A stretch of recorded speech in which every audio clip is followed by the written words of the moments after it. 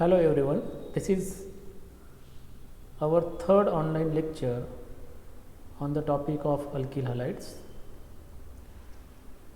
Just we will see a recap that what we saw yesterday on the topic of alkyl halides.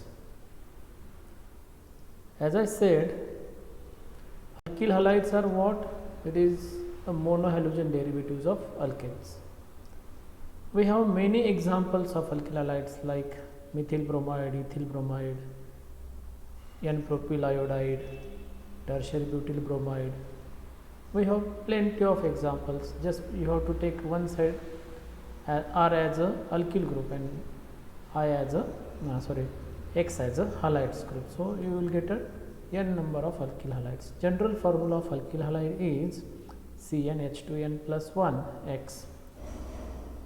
There are two types of basically nucleophilic substitution reaction that we had already discussed yesterday.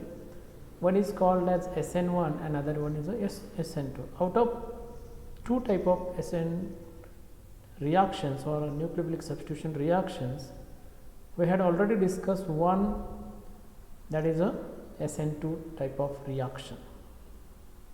In this SN2 type of reaction, there is always 100% inversion of configuration of product that is going to form. There is no possibility to form a other product. Okay. So remember, that is the very important feature of these SN2 reactions. Today we want to discuss a next reaction, that is a SN1 reaction. In case of SN1 reaction, name itself suggests that S stand for substitution, N stand for nucleophilic and 1 stand for unimolecular reaction. In last we saw SN2 where 2 stand for bimolecular reaction because there are two molecules are involved, but here only one molecule is taking part in a reactions or a rate of such a reaction whose rate is totally depends on concentration of only one type of molecule, and that's why it is called as a unimolecular reactions. To understand the SN1 reactions, we have chosen one example, that is alkaline hydrolysis of tertiary butyl bromide. If you do the alkaline hydrolysis of tertiary butyl bromide by using some aqueous alkali like NaOH or KOH, there is always formation of tertiary butyl alcohol. You can see the example here. This is tertiary butyl bromide which is treated with NaOH or KOH in aqueous condition. There is formation of tertiary butyl alcohol with removing of sodium bromide or potassium bromide as a salt. If you write the ionic form of this reaction, then you will get what here? This is a tertiary butyl bromide and this is a OH minus ion. So OH minus ion, yesterday I told you that it acts as a nucleophile. So when these two species reacts with each other, then there is formation of alcohol, tertiary butyl alcohol plus Br minus. So there is a loss of Br minus takes place. If you do the kinetic experiment in laboratory, then you can easily understood that the rate of such a reaction is depends on the concentration of tertiary butyl bromide only. So here rate is directly proportional to concentration of tertiary butyl bromide. If you write the rate law, then you will get the equation rate is equal to K concentration of tertiary butyl bromide. So here K is what? It is a first order rate constant, and therefore it is a first order nucleophilic substitution reaction. Now to understand the SN1 type of reactions, you need to understand first the mechanism. What is mechanism? Basically, mechanism is a thing where we can understood or we are going to learn that how the bond formation and bond breaking of reactants as well as bond making in a product, how it is going to take place, that will be understood with the help of mechanism. So to understand that, we want to understand first mechanism of SN1 reaction. So this mechanism takes place in two steps. So first step is ionization of tertiary butyl bromide. So here in tertiary butyl bromide, you can see carbon is attached with 3 methyl group and 1 bromine. So this is called as a tertiary butyl bromide. So what happened first, that compound undergo ionization. Why it undergo ionization?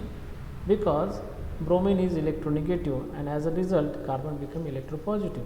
So we will get a first, as we have bromine which is having bigger in size, and also there is a 3 methyl group which are sterically crowded, bulky, and that's why the bond between carbon to bromine is a weaker bond because of more bond length between them.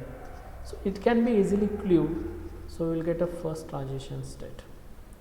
After complete loss of Br, carbon carry a positive charge, then it is called as carbocation. So this carbocation is a tertiary butyl carbocation, which is a planar in geometry and highly stable in state. So transition state is a highly unstable, but once carbocation form this tertiary butyl carbocation, it is a highly stable, it can be stored even at room temperature. So here this carbocation is stable because of 3 methyl group. Why this 3 methyl group? Because these 3 methyl groups play an important role, that is they shows plus I effect, inductive effect. These 3 methyl groups are very strong electron donating group, electron repelling group, and therefore they increases electron density on carbon and that carbocation become more stable. So stabilization is occur because of a 3 methyl groups. In second step, what happened? Once the carbocation formed in first step, that will be reacts with nucleophile, which is formed here as OH minus. Now as I said earlier, carbocation is a planar in geometry. So if any molecule which has planar in geometry, then that molecule generally bond angle between here CH3 carbon CH3 is 120 degree. Also because of that trigonal type of geometry, there is either sides which are available for attacking of nucleophile. So if OH minus group attack from front side, so this will would be take place like this fashion, or OH minus can also attack from back side, and you will get the such kind of arrangement of transition state. Again here once OH minus will attack on carbon, so there is formation of a partial OH carbon bond, that is a second transition state number 2. So we will get a respective two transitions, two different possibility of attack on carbocation, and we will get the two separate product. One is called as, where the attack of OH minus and departure of leaving group, if it is present on same side, then it is called as a retention. What is the configuration of reactant? Same configuration which can be seen in a product, so that is called as a retention. But if the attack of OH minus takes place from back side, and as like SN2 reaction attack, their attack is taking place from back side, so you will get their inversion of configuration. So here is also you will get the product with inversion of configuration.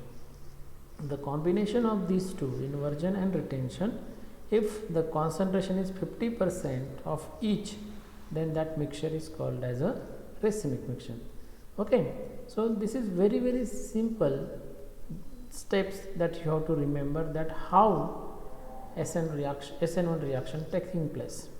Now this could be understood with the help of energy profile diagram, as like when you plot a graph energy versus reaction progress, then you can understood that this is the starting material of SN1 reactions. Tertiary butyl bromide when reacts with aqueous NaOH or KOH, so that's why you have taken here H water. So when there is a breaking of CBr bond takes place, initially the energy of molecule goes on rising up to this point where the transition state first is achieved, where there is a partial breaking between carbon and bromine can be seen.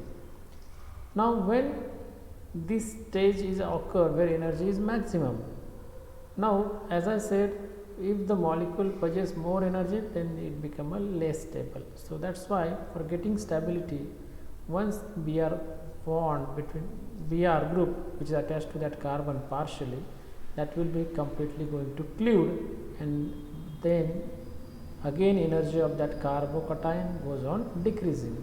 So that species having lower energy, that means higher stability. So that's why this carbocation is highly stable. Then after what happened in second step, what happened, OH minus group start to attack. As I said, this here first step is a slow steps where formation of carbocation takes place, and that's why it is a rate determining steps. But second step is a fast step, because once carbocation form, that will be reacts with OH and you will get the respective product, that is a tertiary butyl alcohol. So again energy of that carbocation increases when that carbocation approach to OH minus. So there is again formation of partial bond between carbon and OH takes place. This is called as a second transition state. The energy required to achieve that energy is called as energy of activation.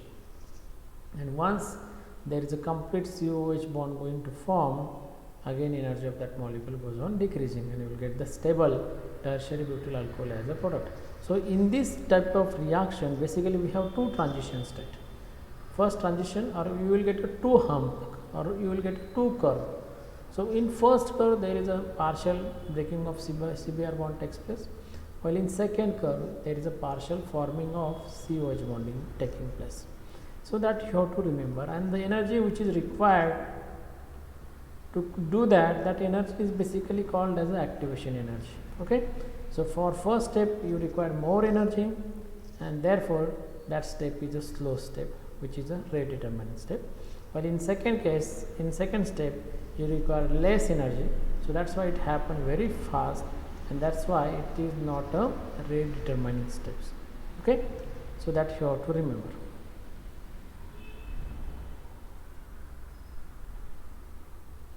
Now this could be understood with the help of other example. I have a optically 3-bromo 3-methyl hexane. So this is a CH3 CH2C, and then here is a propyl group. So this is what 3-methyl, and this is your here is a bromo group, actually Br group. So 3-methyl 3-bromo hexane, which on reactions with aqueous acetone, there is formation of plus isomer as well as minus isomer. So you will get a 50% of each, and that's why it is called as a racemic mixture. As I said, plus my isomer and minus isomer, these are enantiomer. As I said yesterday, enantiomers are what? These are the stereoisomers which are having same molecular formula, same groups present in a molecule, but they are arranged in such a way that their images they are mirror images of each other, and their mirror images are not superimposable to one another. Now, what are the factors which are affecting on SN1 and SN2 type of reactions? So we have 5 factors which affect on the rate of SN1 and SN2 reactions, because one factor facilitate SN1 reaction, other factor may not be facilitate that reaction, or one component may facilitate SN2 reactions, other will not. So what are that actually that we want to discuss here? The first factor is nature of substrate. If I ask a question, because as we saw now in detail about SN1 and SN2 reactions, which substrate facilitate SN1 reactions? So when you see 3 type of alkyl halide, primary, secondary and tertiary, when you go from primary to tertiary, what happened actually? When you go from primary to secondary to tertiary, size of alkyl group goes on increasing, the bond length of carbon to bromine goes on increasing, and departure of bromine takes place there fast. That means SN1 mechanism is favor to tertiary type of alkyl halides because of forming a stable carbocation. Here, if you saw the order of stability of carbocation is tertiary carbocation is more stable than secondary carbocations, and the least one is a primary carbocation. Why? Because of a more the methyl group present on carbocation, more will be the stability because of inductive effect. Now here in a SN2 mechanism, primary carbocation is more feasible because in SN2 mechanism, attack of nucleophile and attack of departure of leaving group takes place simultaneously. So there is no need to there is no any effect of alkyl group taking place there, and that's why this will be more feasible for SN2 type of mechanism. So remember, for tertiary alkyl halide SN1 mechanism is favorable, and for primary alkyl halide SN2 mechanism is favorable. Second factor is strength of nucleophile. Strength of nucleophile also decide the type of SN1 or SN2 type of reactions. Here in SN2 reactions, attack of nucleophile on carbon takes place at rate determining state. We saw an example, that is methyl bromide when reacts with OH minus. So this is a slow step which is a RDS, and therefore that favor the SN2 type of reaction. While in SN1 reaction, nucleophile attack in second step, not in first step. So here nucleophile doesn't matter. So weak nucleophile can facilitate SN1 reaction, while strong nucleophile facilitate SN2 reaction. That you have to remember. Third factor is concentration of base. As the concentration of base increases, the probability of attack of that base OH minus, because here OH minus is a base and that also acts as a nucleophile. So attack of base OH minus on carbon atom increases. So remember, higher concentration of base favor SN2 reactions, lower concentration of base favor SN1 reaction, because OH minus in SN2 reaction directly attack on carbon in first step, but in second SN1 reaction it is attacked in a second step. So it doesn't matter that its concentration. Third effect is the effect of solvent or nature of solvent. Polarity of solvent also decide the type of nucleophilic reactions. Here for SN1 reaction is mostly there is formation of carbocation, that carbocation is stabilized by solvent, right? So polar solvent favors SN1 reactions, while non-polar solvent favors SN2 reactions. Why this is so? Because in SN2 reaction, if you use a polar solvent, it will directly attack on carbon instead of nucleophile. So it will reduce the rate of reaction. So SN2 reaction is favoring weak solvent, or we can say less polar solvent, while SN1 reaction is favored in a more polar solvent. And last factor is nature of leaving group. Nature of leaving group also decide the mechanism. Here leaving group like I, Br, Cl, they are good leaving group, so that can be depart very easily and form a more stable carbocation. So remember, OH minus is not a good leaving group. Allyl sulfonate, its another form, is an excellent leaving group which facilitate the SN2 type of reactions. So that you have to remember here. So this is enough for today. Thank you so much.